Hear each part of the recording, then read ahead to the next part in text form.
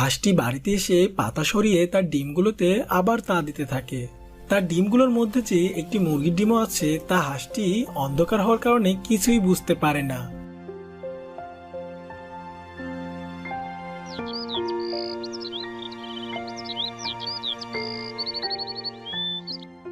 পরদিন সকালে ঘুম থেকে উঠে হাঁসটি দেখে তার তাওয়াতে 5টি ডিম।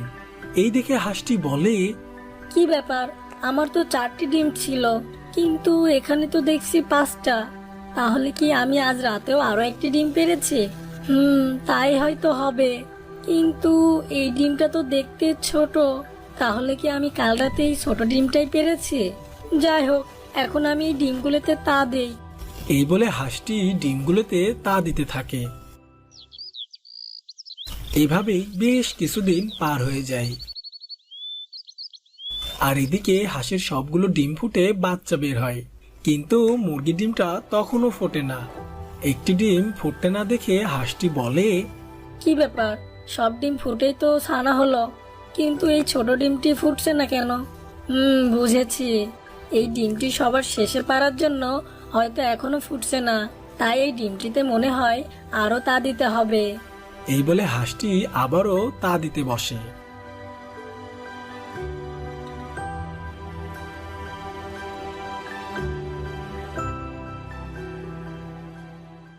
পরদিন সকালে মুরগির ডিমটিও ফুটে ছানা বের হয়। আর এই দেখে হাঁসটি অনেক চিন্তায় পড়ে যায়, কেননা তার ছানাগুলোর থেকে মুরগি ছানাটি ছিল একদম আলাদা। এ কি, এই ছানাটি তো দেখতে আমার ছানার থেকে একদম আলাদা, তাহলে এই ছানাটি কার? হাঁসটি মনে মনে এমনটি ভাবতে থাকে। আর এমন সময় মুরগি ছানাটি বলে, মা, আমার অনেক খিদে পেয়েছে, আমাকে একটু খেতে দাও মা। মুরগি ছানার এমন মা ডাক শুনে একটি হাঁস ছানা বলে, এটা তোর মা না, এটা আমাদের মা। তুই তো দেখতে আমাদের মতো না, তাই তুই আমাদের মাকে মা বলে ডাকবি না। হাঁস ছানাটির এমন কথা শুনে হাঁসটির মনেও হিংসে হয়। আর তখন হাঁসটি বলে, হ্যাঁ, তুই আমার ছানা না, আর আমি তোর মা না, বুঝেছিস? তাই তুই এই বাড়ি থেকে এখনই চলে যা। মা, আমি তোমাদের ছেড়ে কোথায় যাব? আর আমি তো এখনো অনেক ছোট মা, তুমি আমাকে বাড়ি থেকে বের করে দিও না মা। তুই কোথায় যাবি আমরা কি করে জানবো? হ্যাঁ, তুই এখনই আমাদের বাড়ি থেকে বের হয়ে যা, না হলে কিন্তু। ঠিক আছে, আমি এখনই চলে যাচ্ছি। এই বলে মুরগি ছানাটি সেখান থেকে চলে যায়। আর মুরগি ছানাটি হাঁসটির গুহার পাশেই থাকতে শুরু করে। এভাবেই বেশ কিছুদিন কেটে যায়। আর এদিকে ছানাগুলো সব বড় হয়ে যায়। একদিন মুরগি ছানাটি গুহার সামনেই বসেছিল, আর ঠিক তখনই সেখানে সেই হাঁস ছানাগুলো চলে আসে।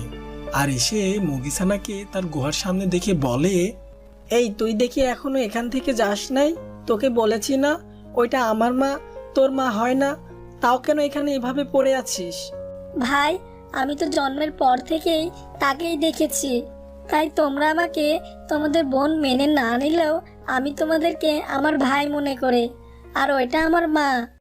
এমনই হাঁস ও মুরগি কথা বলছিল।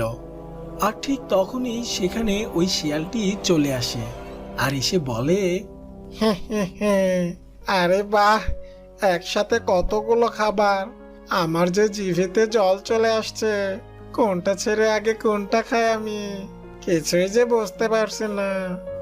তো বন্ধুরা, তোমাদের কি মনে হয় শিয়ালটি কাকে আগে খাবে, নাকি কাউকেই খাবে না? কমেন্টে তা দ্রুত জানিয়ে দাও। আর এই ভিডিওটির শেষ অংশ আসছে পরের পর্বে, তাই পরের গল্পটি সবার আগে দেখতে এখনই চ্যানেলটি সাবস্ক্রাইব করে পাশে থাকা বেল আইকনটি বাজিয়ে রাখো। দেখা হচ্ছে পরের পর্বে। ধন্যবাদ।